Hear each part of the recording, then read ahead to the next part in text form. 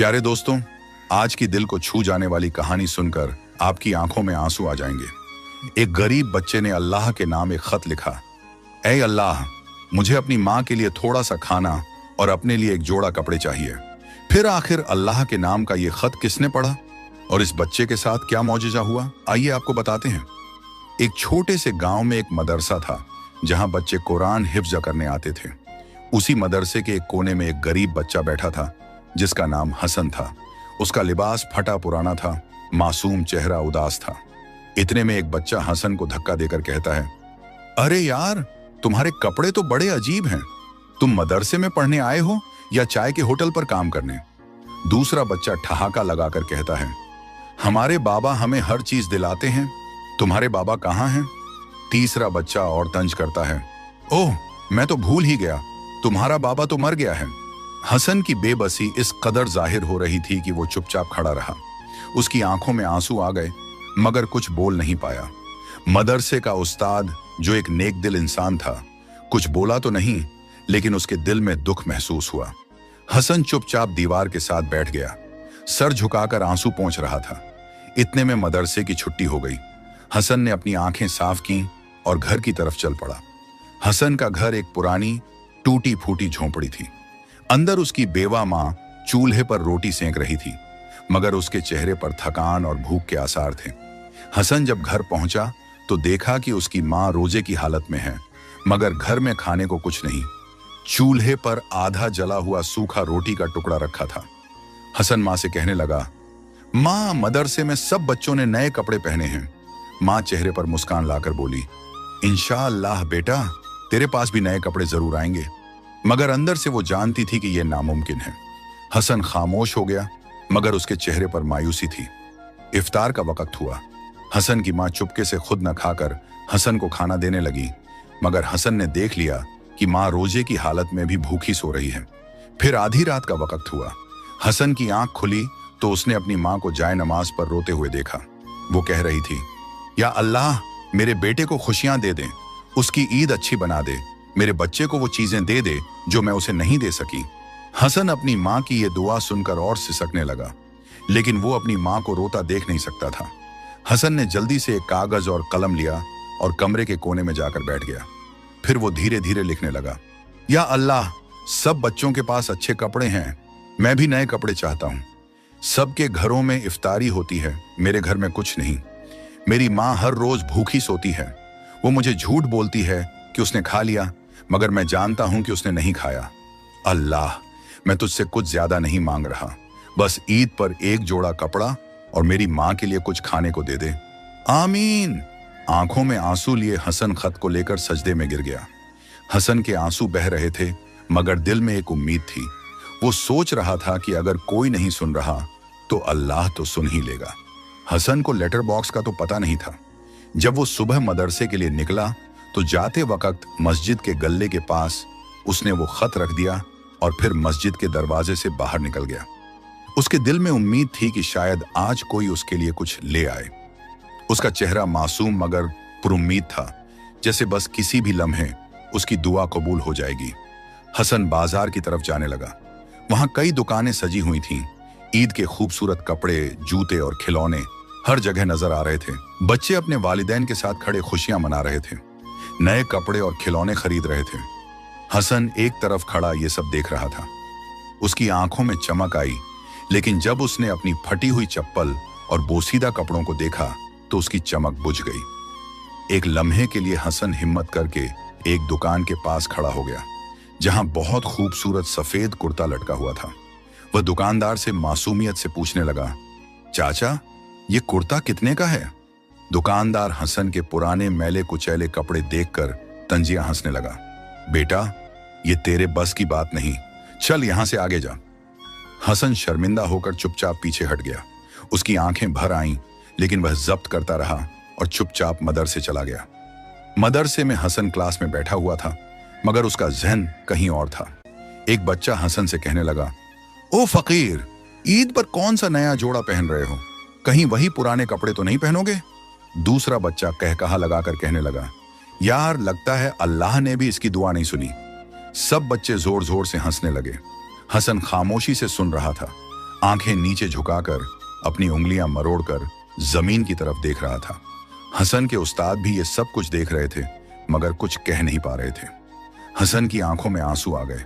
वह दिल में कहने लगा, शायद अल्लाह ने मेरा खत पढ़ा ही नहीं, या शायद मैं अच्छा बच्चा नहीं हूं। ये सोचते हुए जब छुट्टी हुई तो वह घर आ गया। हसन अंदर आया तो देखा कि उसकी माँ एक पुरानी चादर में लिपटी बैठी है।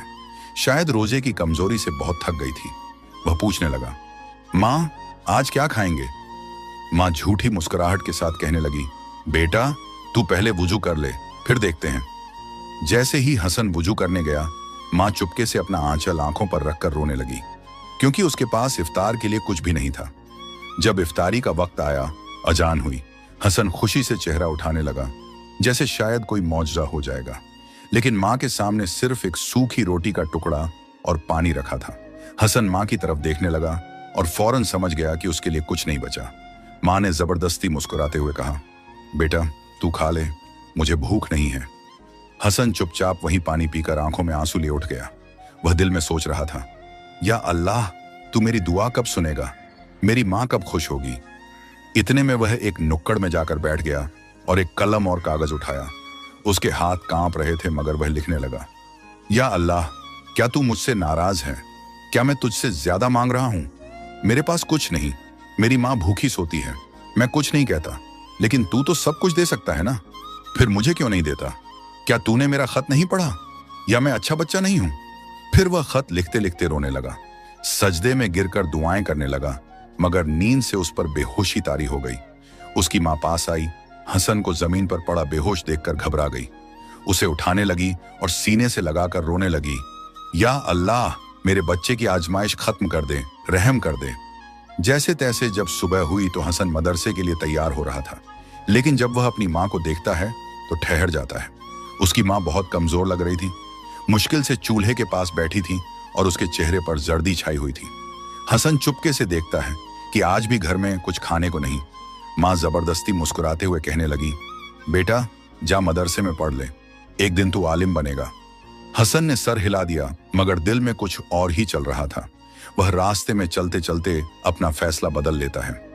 अगर मैं आज काम कर लूं तो शायद थोड़े पैसे आ जाएं और माँ को खाने के लिए कुछ मिल सके। वह मदरसे जाने के बजाय एक बाजार की तरफ निकल गया जहां मजदूर लोग काम कर रहे थे। शोर शराबा था, लोग आ जा रहे थे, दुकानें खुली थीं और मजदूर पत्थर और सामान उठा रहे थे। हसन सहमे हुए अंदाज में खड़ा किसी से काम मांगने की हिम्मत कर रहा था।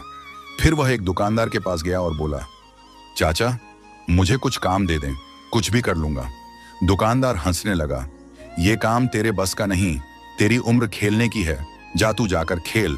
हसन दूसरों के पास भी गया मगर सब उसे नजरअंदाज करने लगे। फिर उसे नहीं पता था कि अब वह किस जालिम आदमी से मिलने जा रहा है।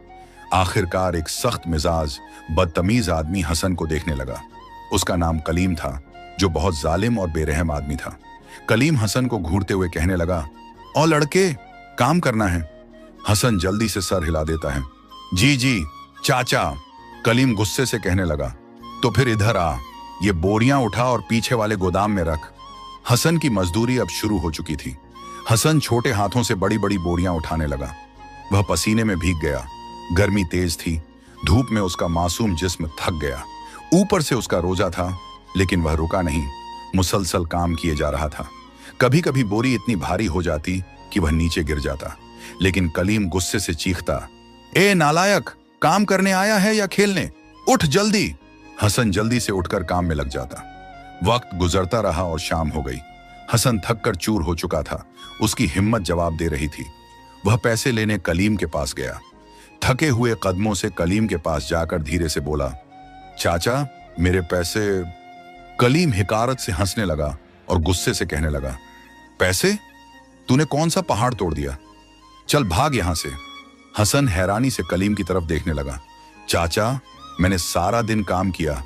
कलीम की आंखों में गुस्सा आया, अभी निकल यहां से वरना मार खाएगा। हसन की आंखों में आंसू आ गए। वह हाथ जोड़कर कहने लगा, चाचा बस थोड़े से दे दो, मेरी माँ रोजे से है, कुछ खाने के लिए ले जाना है। कलीम को कोई फर्क नहीं पड़ा, उसने गुस्से से हसन को धक्का दे दिया। हसन का दिल बहुत टूट चुका था। वह फिर से कागज निकालकर एक और खत लिखता है। वह कागज पर आंसुओं से भीगी आंखों से लिखता है, या अल्लाह, अगर तूने मेरा खत नहीं पढ़ा तो अब आखिरी बार लिख रहा हूं। मैं बहुत थक गया हूं। मेरी माँ भूखी सोती है, मैं काम करता हूं, लेकिन लोग धोखा दे देते हैं। मैं मदरसे नहीं जा सकता, मेरे कपड़े फटे हुए हैं, सब मजे मेरा मजाक उड़ाते हैं। बस तू देख ले, बस एक बार कुछ चमत्कार कर दे, वरना मैं नहीं जानता क्या होगा। इतना लिखकर हसन वह खत मस्जिद में रखाता है और दिल में सोचता है, अगर अल्लाह ने अब नहीं सुना तो शायद वह कभी नहीं सुनेगा। अगली सुबह मस्जिद के अंदर के दृश्य में, जहां एक उम्र दराज शख्स अब्दुल रहमान साहब इबादत के लिए आए थे। अब्दुल रहमान साहब वजू के बाद मस्जिद के कोने में बैठे थे। उनकी नजर जमीन पर गिरे एक मुड़े टुड़े कागज पर पड़ी। उन्होंने हैरान होकर वह कागज उठाया और पढ़ना शुरू कर दिया। जैसे जैसे वह पढ़ते गए, उनके हाथ कांपने लगे, आंखों में आंसू बहने लगे, दिल धड़कने लगा। वह बार बार खत को पढ़ते जा रहे थे और दिल में सवाल उठ रहे थे, यह खत किसने लिखा? कौन है यह मासूम बच्चा जो अल्लाह से इतनी फरियाद कर रहा है? वह खुद से कहने लगे, अगर अल्लाह ने मुझे यह खत दिखाया है तो इसका मतलब है कि मुझे कुछ करना होगा। वह मस्जिद के इमाम साहब के पास गए और पूछने लगे, मौलवी साहब, क्या आप जानते हैं कि कोई ऐसा यतीम बच्चा हो जो बहुत मुसीबत में हो? इमाम साहब सोचने लगे और अफसोस से बोले, बहुत सारे गरीब बच्चे हैं, लेकिन इस खत के बारे में तो नहीं जानता। अचानक अब्दुल रहमान साहब एक मजदूर के अड्डे पर पहुंचे, जहां कलीम, वही जालिम आदमी, बैठा था। अब्दुल रहमान साहब कलीम से पूछते हैं, यहां कोई बच्चा मजदूरी करता है? कोई ऐसा बच्चा जो बहुत मजबूर हो? कलीम हंसते हुए और तंजिया लहजे में कहता है, हाँ, एक फकीर बच्चा था, कल आया था कम मांगने, मगर मैंने धक्के दे दिए। अब्दुल रहमान साहब का दिल तड़प उठा। ये बच्चा कहाँ रहता है? कलीम कंधे उचकाकर कहता है, पता नहीं, लेकिन बहुत ही गरीब लगता था। अब्दुल रहमान साहब बाजार में कुछ और लोगों से पूछते हैं। आखिरकार एक पुराना चाय वाला उन्हें बताता है, हाँ, मैं जानता हूं एक यतीम बच्चा जो मदरसे जाता है, बहुत गरीब है। अब्दुल रहमान साहब बेचैन हो गए, उनकी आंखों में आंसू आ गए। ये वही होगा, अल्लाह ने मुझे रास्ता दिखा दिया। उन्होंने मदरसे जाने का फैसला किया। इधर हसन अभी भी परेशान था। वह अभी भी सोच रहा था कि शायद अल्लाह ने उसकी दुआ नहीं सुनी। माँ हसन के सिर पर हाथ रखती है और कहती है, बेटा सब्र कर, अल्लाह आजमाता है, लेकिन वह कभी किसी को अकेला नहीं छोड़ता। हसन चुप था, लेकिन उसके दिल में मायूसी बढ़ रही थी। हसन अगले दिन मदरसे के लिए निकला, लेकिन रास्ते में वही बच्चे उसका मजाक उड़ाने लगे। ऐ फकीर, तेरे खत का क्या हुआ? अल्लाह ने कोई जवाब नहीं दिया तुझे? हसन चुपचाप सुनकर आगे बढ़ गया, लेकिन उसकी आंखों में आंसू थे। मदरसे में प्रवेश करते ही अब्दुल रहमान साहब ने तुरंत इमाम साहब से पूछा, मुझे उस बच्चे से मिलना है जो सबसे ज्यादा गरीब है, जो सबसे ज्यादा आजमाइश में है। इमाम साहब हैरान होकर पूछते हैं, लेकिन क्यों? अब्दुल रहमान साहब कहते हैं, क्योंकि अल्लाह ने मुझे उसका खत पढ़ाया है। वह बच्चा अल्लाह से मांग रहा था और शायद अल्लाह ने मुझे भेजा है कि उसकी दुआ पूरी करूं। इमाम साहब गौर से सोचने लगे और फिर चौंक कर बोले, मुझे लगता है वह बच्चा हसन है। अब्दुल रहमान साहब की आंखों में खुशी और बेचैनी का मिला जुला जज्बा आ गया। मुझे तुरंत हसन से मिलवाइए। इमाम साहब बोले, हसन एक बहुत ही मासूम और गरीब बच्चा है, मगर आज वह मदरसे नहीं आया। अब्दुल रहमान साहब हैरान होकर बोले, मदरसे नहीं आया? मगर क्यों? इमाम साहब सिर झुकाकर अफसोस से बोले, हसन बहुत परेशान रहता है, शायद घर के हालातों की वजह से मदरसे नहीं आ सका। वह जल्दी से बोले, मुझे हसन के घर का पता बताएं, मैं उससे फौरन मिलना चाहता हूं। इमाम साहब ने कुछ देर सोचा और फिर एक शागिर्द के साथ अब्दुल रहमान साहब को हसन के घर भेज दिया, जो उन्हें हसन के मोहल्ले की तरफ ले गया। अब्दुल रहमान साहब की आंखों में उम्मीद थी, मगर दिल में एक अजीब सा डर भी था, कहीं वह देर ना कर दे। इधर हसन की मां घर में कमजोर होकर बिस्तर पर पड़ी थी और हसन उसके पास बैठा परेशान होकर रो रहा था। हसन ने अपनी मां के शरीर को छुआ तो उसका शरीर जल रहा था, वह बुखार में तप रही थी। हसन घबराकर कहने लगा, मां उठो, पानी पियो। मां मुश्किल से आंखें खोलकर बोली, बेटा मेरे लिए फिक्र मत कर, अल्लाह देख रहा है। हसन का दिल कांप गया। वह जल्दी से बाहर भागा ताकि किसी से मदद ले सके। लेकिन मोहल्ले में कोई भी उसकी मदद करने को तैयार नहीं था। हसन एक एक दरवाजे पर दस्तक देने लगा। क्या कोई मेरी माँ के लिए दवाई ला सकता है? मगर सब बहाने बनाने लगे। हमारे भी हालात अच्छे नहीं हैं। ये रमजान का महीना है, हमें खुद सहरी का इंतजाम करना है। हसन बेबसी से एक दीवार के पास बैठ गया। आंखों में आंसू थे। हसन सोचने लगा, अगर कोई नहीं सुन रहा तो मैं मस्जिद जाकर दुआ करूंगा। वह मस्जिद की तरफ दौड़ने लगा, मगर जब वह वहां पहुंचा तो उसे एक झटका लगा। मस्जिद के दरवाजे पर हसन खड़ा था और अंदर अब्दुर रहमान साहब हसन को ढूंढने आए हुए थे। हसन अंदर जाने के बजाय एक तरफ दबकर खड़ा हो गया, जबकि अब्दुर रहमान साहब इमाम साहब से हसन के बारे में ही पूछ रहे थे। अब्दुर रहमान साहब ने कहा, यह बच्चा कहाँ रहता है? मैं उसे जल्दी ढूंढना चाहता हूं। इमाम साहब बोले, अभी तक नहीं आया, मगर अगर आप उसके घर जाकर देखें तो शायद वह मिल जाए। हसन मस्जिद के दरवाजे पर कुछ देर रुककर अल्लाह से दिल में दुआ कर रहा था, या अल्लाह, अगर आज भी मदद नहीं आई तो शायद मैं हार गया। वह दिल टूटकर घर की तरफ लौटने लगा। इधर अब्दुर रहमान साहब और इमाम साहब हसन के घर जाने का इरादा करने लगे। अब्दुर रहमान साहब और इमाम साहब हसन के घर पहुंचे और दरवाजे पर दस्तक दी। घर के अंदर अजीब खामोशी थी। काफी देर दस्तक देने के बाद अंदर से कोई जवाब नहीं आया। अब्दुर रहमान साहब घबराए, कहीं कोई मुसीबत तो नहीं आ गई? इमाम साहब ने दरवाजे को हल्का सा धक्का दिया और अंदर देखा तो दृश्य दिल को दहला देने वाला था। अंदर हसन की मां बिस्तर पर बेहोश पड़ी थी। अब्दुर रहमान साहब और इमाम साहब फौरन अंदर भागे और उन्हें महसूस हुआ कि महिला की हालत बहुत खराब है। इमाम साहब जल्दी से पानी डालने लगे, मगर वह होश में नहीं आ रही थी। अब्दुर रहमान साहब की आंखों में आंसू थे। वह सोचने लगे, हम देर कर चुके हैं, हमें फौरन डॉक्टर को बुलाना होगा। हसन जब अपने घर के पास पहुंचा तो दूर से देखा कि कुछ लोग घर में घुसे हुए हैं। उसका दिल जोर जोर से धड़कने लगा। वह दौड़कर घर पहुंचा और दरवाजे पर रुक गया। उसने देखा कि इमाम साहब और एक अनजान आदमी अब्दुर रहमान साहब उसकी मां को सहारा दे रहे थे और मां की हालत खराब थी। हसन घबराकर चीखने लगा, मां! अब्दुर रहमान साहब फौरन पलटे। हसन को देखकर उनकी आंखें हैरान हो गईं। हसन दीवाने की तरह दौड़ते हुए अपनी मां के पास गया। उसके हाथ पकड़कर झकझोरने लगा, मां, आंखें खोलो, देखो मैं आ गया हूं। मां, उठो ना। मगर मां की पलकों तक नहीं हिल रही थी। उनके होंठ सूखे और पीले हो चुके थे। अब्दुर रहमान साहब हसन की हालत देखकर अंदर से झकझोर गए। वह कांपती हुई आवाज में इमाम साहब से बोले, हमने बहुत देर कर दी। हसन बेकाबू होकर रोने लगा। उसका छोटा सा शरीर कांप रहा था। आंखों से आंसू थमने का नाम नहीं ले रहे थे। इमाम साहब जल्दी से बोले, हमें इन्हें फौरन अस्पताल ले जाना होगा, वरना कुछ भी हो सकता है। अब्दुर रहमान साहब जल्दी से बाहर निकले, एक तांगे वाले को बुलाया और मां को उसमें लिटा दिया। हसन रोते हुए उनके साथ बैठ गया। उसके दिल में बस एक ही सवाल था, या अल्लाह, क्या मैं मां को खो दूंगा? हसन अब अल्लाह से एक ही सवाल कर रहा था, या अल्लाह, मैंने तुझसे कभी ज्यादा नहीं मांगा, सिर्फ मां के लिए खाना और कपड़े मांगे थे। क्या मैं इतना बुरा बच्चा हूं कि तू मेरी मां को मुझसे छीन लेगा?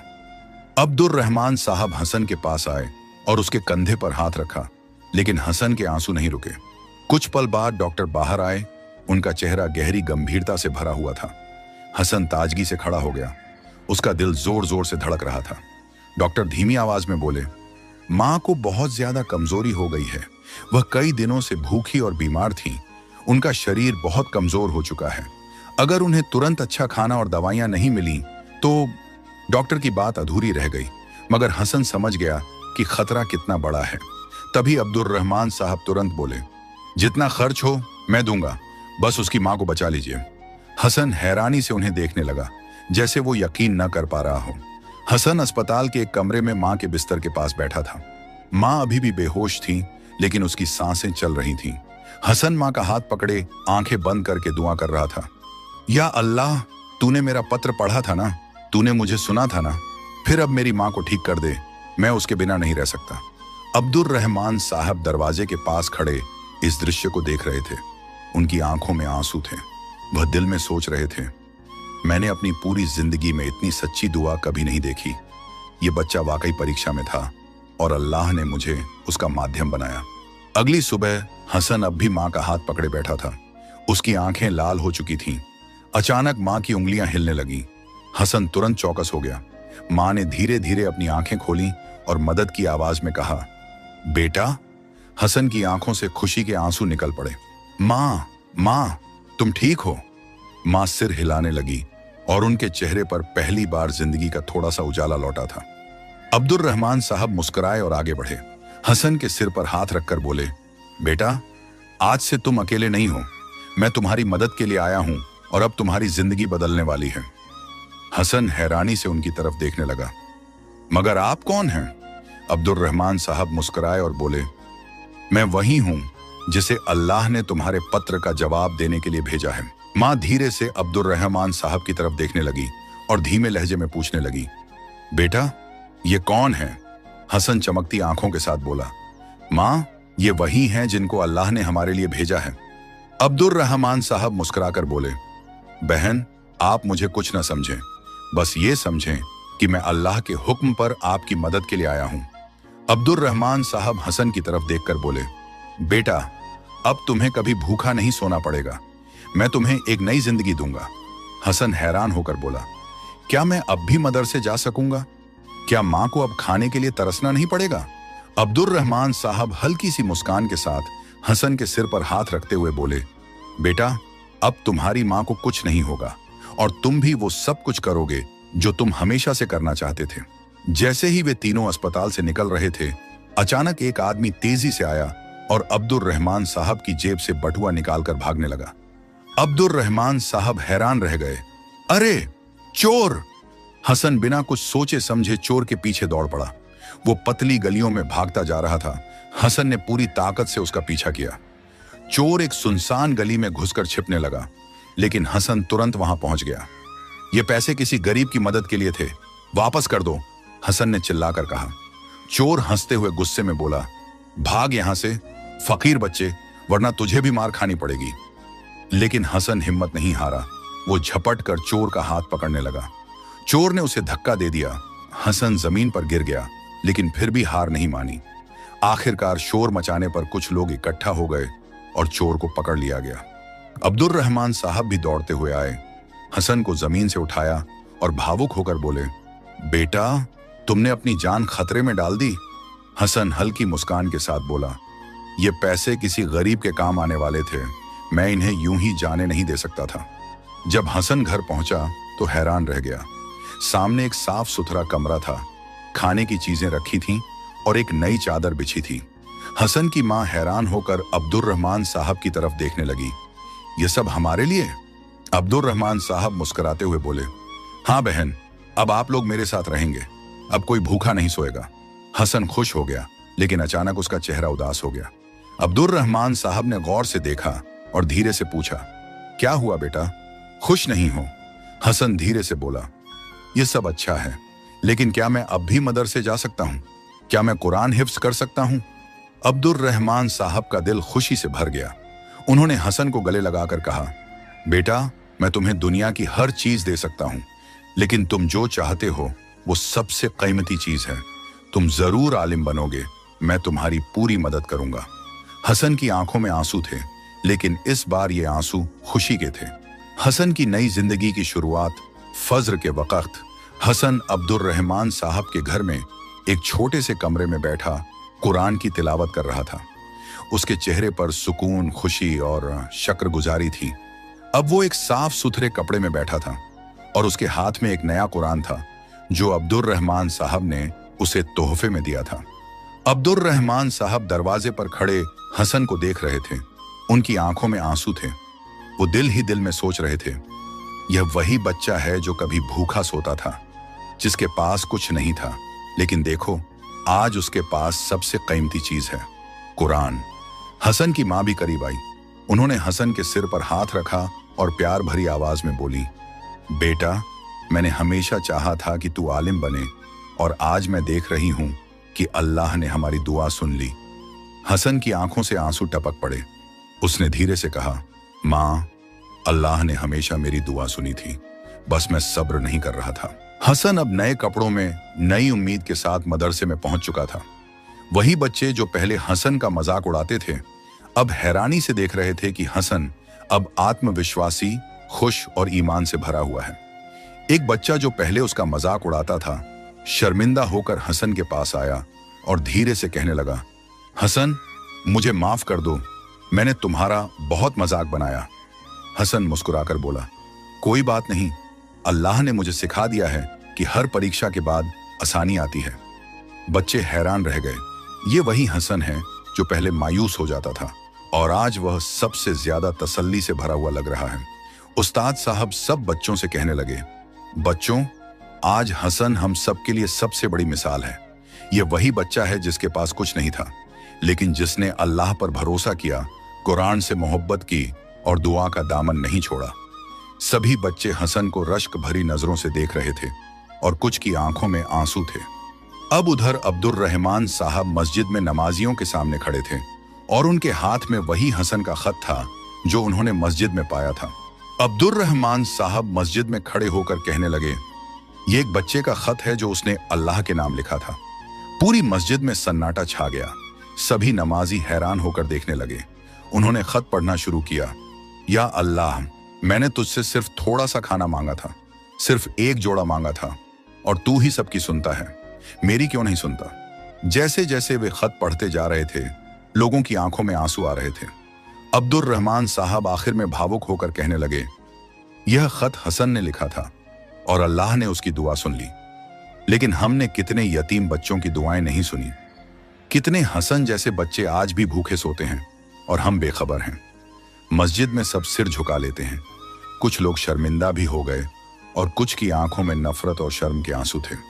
अचानक एक शख्स उठकर कहने लगा, हम अब ऐसा नहीं होने देंगे, हम मोहल्ले के सभी गरीब बच्चों की मदद करेंगे। दूसरा शख्स बोला, हाँ, हमें सबको हसन की कहानी से सीख लेनी चाहिए ताकि कोई और बच्चा यतीमी और भूख का शिकार ना हो। मस्जिद में एक नया जोश, एक नया आंदोलन उभर आया। अब रात का वक्त था। हसन अपने बिस्तर पर बैठा हुआ था, हाथ में अपना खत पकड़े हुए और आसमान की तरफ देख रहा था। हसन का आखिरी संवाद यह था, या अल्लाह, मुझे माफ कर दे, मैंने तुझसे शिकोह किया था। मुझे लगा कि तूने मेरा खत नहीं पढ़ा, मगर तूने न सिर्फ पढ़ा बल्कि मेरी तकदीर ही बदल दी। उसकी आंखों में आंसू थे, लेकिन यह आंसू शकरगुजारी के थे। उसने कुरान को सीने से लगाकर कहा, तूने मुझे दुनिया की सबसे कीमती चीज दी, अपना कलाम, अब मैं इसे कभी नहीं छोड़ूंगा। दोस्तों, हसन की कहानी सिर्फ उसकी नहीं बल्कि सबके लिए एक सीख बन गई।